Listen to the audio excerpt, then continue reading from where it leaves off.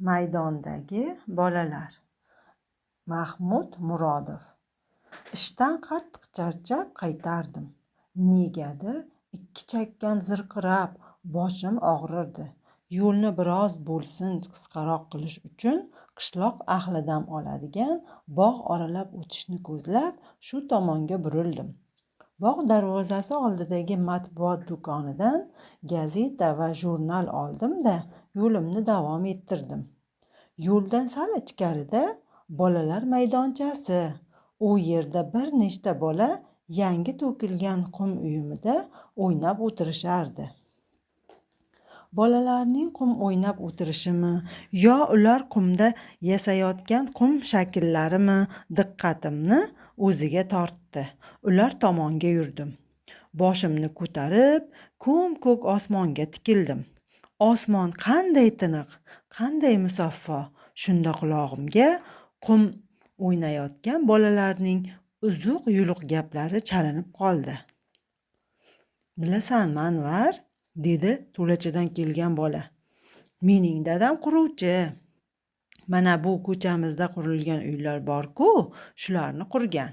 Men ham dadamday quruvchi bo'lsam, qishlog'imizga bolalar markazini qurib berardim.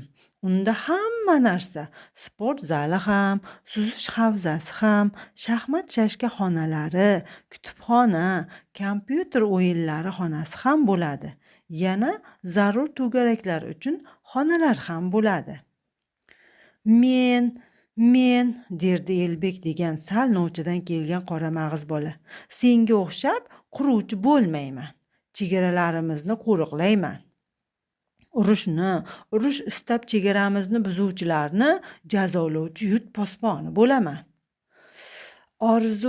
Orzulash juda yaxshi-da, deydi anchagacha jim qolib nimalarnidir o'ylab o'tirgan G'ani. "Mening orzum bobomday, dadamday ustoz bo'lish.